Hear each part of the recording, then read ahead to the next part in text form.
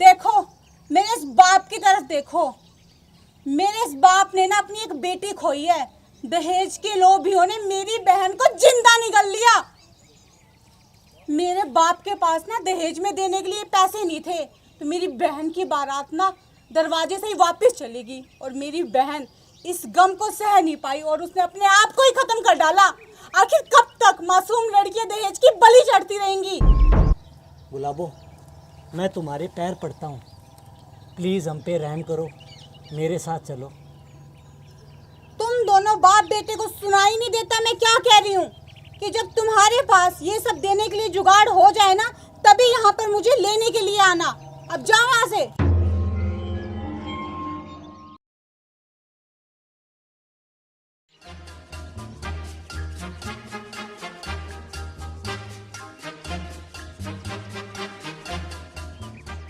चलो बेटा, बैठो डॉली में, लेट हो रहे हैं।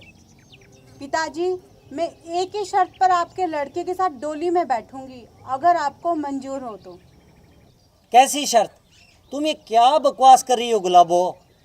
आप चुप रहिए जी, मैं आपसे नहीं आपके पिताजी से बात कर रही हूँ। बोलिए पिताजी, आपको मेरी शर्त मंजूर है? हाँ बेटी, बताओ आपकी कौन सी शर्त है? पिताजी, मुझे दहेज में एक गाड़ी, 10 तोले सोना और एक शानदार बंगला चाहिए। अगर आप ये दे सकते हैं तब मैं आपके लड़के के साथ इस डोली में बैठकर आपके घर जाऊंगी। अगर आप ये नहीं दे सकते तो फिर मुझे ये शादी मंजूर नहीं है। बेटे, जो कुछ आप मांग रहे हो ना, ये सब कुछ मैं देने के लायक नहीं हूँ, क्योंकि मैं एक गरीब आदमी हूँ। तो फिर आप अपने लड़के को लेकर यहाँ से चले जाइए। जब आपके पास ये सब देने का जुगाड़ हो जाए ना, तब अपने लड़के को लेकर यहाँ पे आ जाना और मैं उसके साथ डोली में बैठकर चल पड़ूंगी। गुलाबो, मैं तुम्हारे आगे हाथ जोड़ता हूँ, हम पर रहम करो। हम गरीब आदमी हैं, इतने पैसे नहीं हैं हमारे पास। गुलाबो, अगर तुम हमारे साथ नहीं चली तो गांव में हमारी बहुत बेइज्जती हो जाएगी। सोचो, हमारी कितनी थू थू होगी गांव में। गुलाबो, सारे रिश्तेदार, सारे आस पड़ोस के लोग क्या कहेंगे जब बारात बिना दुल्हन के वापस जाएगी। गुलाबो, मैं तुम्हारे पैर पड़ता हूँ, प्लीज़ हम पे रहम करो, मेरे साथ चलो।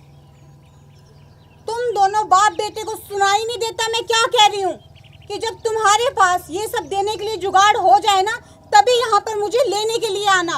अब जाओ यहाँ से। ससुर जी, आप अपनी बेटी को समझाइए ना। आप लड़की वाले हो और फिर भी आप दहेज मांग रहे हो उनसे। अरे लड़के वाले तो हम हैं, दहेज तो हमें मांगना चाहिए आपसे। वाह, क्या बात कही है तुमने। यही बात तो मैं तुम्हारे मुंह से सुनना चाहती थी और आखिरकार तुमने कह ही डाली। लड़की वालों की कोई इज्जत नहीं होती क्या? अरे जिस बाप ने अपने जिगर का टुकड़ा दे दिया ना, उसके सामने दहेज के क्या मायने। देखो, मेरे इस बाप की तरफ देखो। मेरे इस बाप ने ना अपनी एक बेटी खोई है। दहेज के लोभियों ने मेरी बहन को जिंदा निगल लिया। मेरे बाप के पास ना दहेज में देने के लिए पैसे नहीं थे, तो मेरी बहन की बारात ना दरवाजे से ही वापस चलेगी और मेरी बहन इस गम को सह नहीं पाई और उसने अपने आप को ही खत्म कर डाला। आखिर कब तक मासूम लड़कियां दहेज की बलि चढ़ती रहेंगी? वाह बेटी वाह, तुमने इन लोगों से दहेज मांगकर बहुत अच्छा किया। पिताजी, जब तक ये दहेज की आग बंद नहीं होगी ना, तब तक मासूम लड़कियां ऐसी दहेज की बलि चढ़ती रहेंगी। हाँ बेटी, तू सच कह रही है। गुलाबो, तुम बिल्कुल सही कह रही हो। जब तक ये दहेज की आग बंद नहीं होगी, पता नहीं कितनी मासूम बेटियां इस आग में यूं ही झुलसती रहेंगी और वो बलि चढ़ती रहेंगी। गुलाबो, अगर हर लड़की निडर होके दहेज के खिलाफ खड़ी हो जाए तो दहेज के लोभियों के मुंह पे बहुत जोरदार ये तमाचा होगा, तमाचा। बेटी, मेरे को माफ़ कर दे, मैंने भी तुम्हारे पिताजी से दहेज मांगा था। मुझे मालूम है पिताजी, मैंने सब बातें सुन ली थी। देखो पंदू जी, अगर 10 दिन के अंदर अंदर जो दहेज का सामान है हमारे घर नहीं पहुंचाना तो आपकी लड़की को मैं आपके घर छोड़ जाऊंगा। देखो सुखराम जी, मैं गरीब आदमी हूँ, मैं एकदम से इतनी रकम आपको कहाँ से दे दूँ? पिताजी, आपने इनसे दहेज मांगा? मुझे आपसे ये उम्मीद नहीं थी पिताजी।